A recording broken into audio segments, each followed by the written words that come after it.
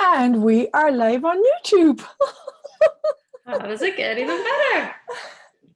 That is so awesome. Hello, friends. This is Rachel O'Brien, and I'm with. Liz Waters. And How does it get even better? how does it get any better? Oh, hang on, I better make. I can see the YouTube live. So Yeah. tonight, this is first of all, this is our first time doing YouTube live. So if you're watching this on YouTube live, welcome. Spend a couple of minutes with us. And what are we talking about tonight, Liz? Creating your reality. Creating your reality. So one of the lies, I don't know about you, Liz, but one of the lies that I was given growing up was that everything that happens out here directly affects me in my life. And I'm the cause and the effect of other people's behaviors, of what's going on out here. I'm directly in effect of that. And I always knew somewhere deep down inside of me that there was something not true in that we had a power and an ability. And all my friends that I know had always known deep down inside them that that was real and true as well. So can you talk about how you access that? Or yeah.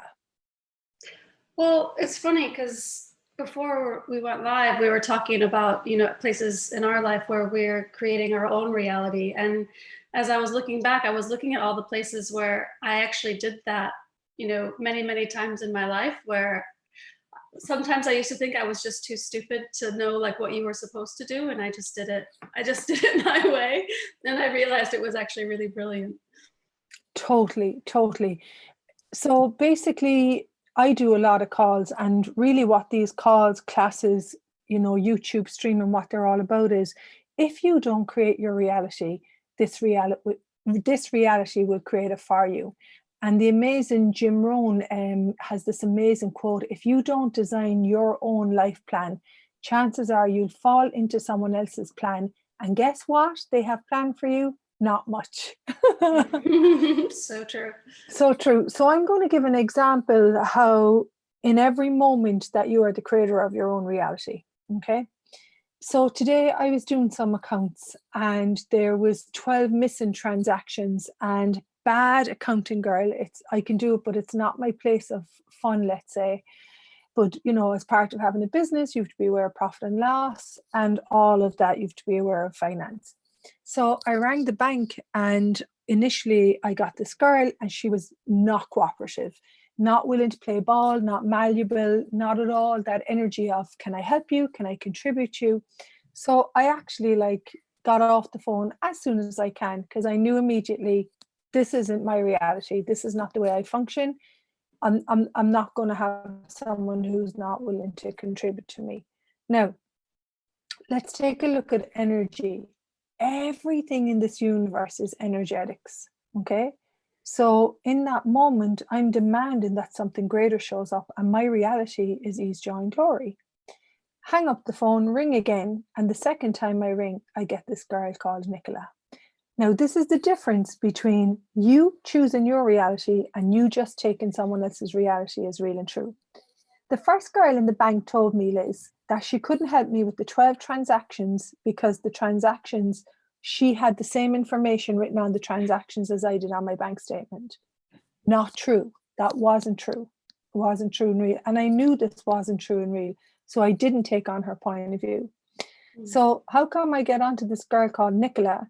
She takes me through the 12 transactions that I've bad accountancy practices I didn't have proper descriptions of, so I couldn't find the invoices. She takes me through them. She tells me the transactions, what countries they were paid, what they paid for. And within the space of 12 minutes, I had 12 transactions, not only with the abbreviated version that I had, where they went to, where they were paid at. She walked me through information. That's creating your reality. For me, find the person who's going to contribute to me having this. Can you give us an example where you've done this in your reality?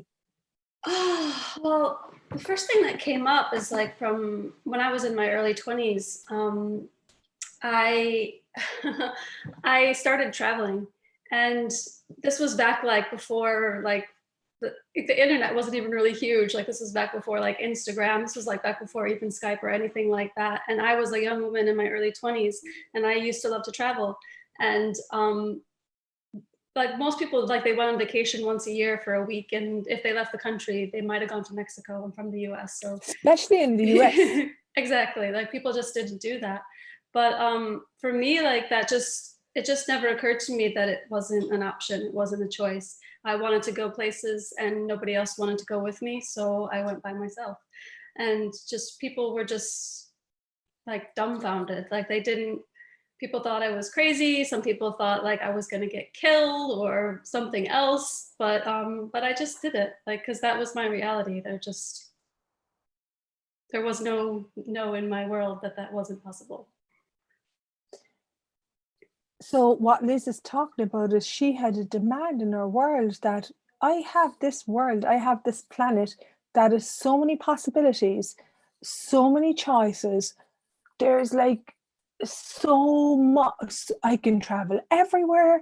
I'm not going to fit into this template of I've got to live in the States and go on one holiday a year. And this is what you've got to look at, folks, is that deep down inside of you, we always talk about what's true is light for you and what's lie is heavy. What do you know? And we're in a time of massive transition and a time of massive uncertainty at the moment. Now more than ever, and the amazing creator Simone Molasses, who's one of the creators of Joy Business, which we both adore, she says, now more than ever, choose your reality. So Liz, if you were choosing your reality, can I ask a question? What's your Sure. reality? What are the priorities energetically for your reality? Wow. I would say just for me, it's contributing to people, like getting up every day and doing something that I feel like actually contributes to people. It's working with people that I really enjoy and contribute to me, and that I desire to contribute to as well. Like there's that mutual gifting and receiving. It's like being able to move my body, to spend time with my kids, it's basically the life I'm living right now. That's what it is. So this is one thing that we leave you with tonight, folks. You've got to get clear on what you would like to have as your life and living. For me, my priority is life is ease. No matter what upset, no matter what drama, I don't have any drama in my life. I used to, I was trained to do a lot of drama.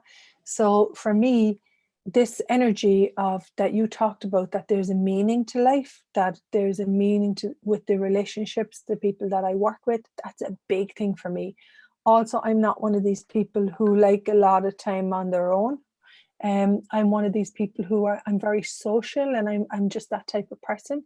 So I know I require engagement, interaction, and I always require creation, as you said. When we talk about contribution, we talk about that's where we create from. We wake up in the morning and go, where is my energy required today? And I suppose the big thing, Liz, that we'd like to leave people with is, and we've had many conversations in this, look, we're energetic beings, first and foremost. When we talk about even the coronavirus, the fact that I'm staying 2 meters away from you means that we're in communion. Like, people don't recognize that actually talks volumes, because if I'm energetically connected to you, that means my molecules are in communion with you, and we're transferring information all the time. Now, if you can have that with a virus, you're going to have it with a thought, aren't you? Yeah. All molecule, all energy, you're going to have it with a feeling, you're going to have it with an emotion. So this engagement, like, there's no separation when it comes to energy. We're all in communion all the time. And if I'm putting out there upset and drama and fear, and that's what I'm going to engage with. That's where my habitual patterns will be. So we're asking you to take a jump and leap and to really sit down and say, what would I like my life and living to be like? Financial, work, familial, my body, and my relationships. And I think that covers everything, really, doesn't Yeah. it? Sure does. So I hope you enjoyed our first YouTube live. Liz, high five. You could be the other side of me on this transmission. So yeah, come join us. We have a call coming up for 30 days in this subject, and use the tools. If I could create my life, what would that be like?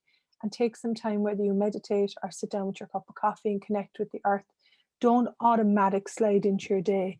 Take a few moments or even 15 minutes to sit down and really get present with what would I like to have as my life and living. It's given me everything that I've asked for in my life. Yeah, it's so important right now. Now more than ever. Now more than ever. Thanks for being here, my dear friend, and thanks for being in my life, and thanks for we work together as well. So thanks for being here. Thank you.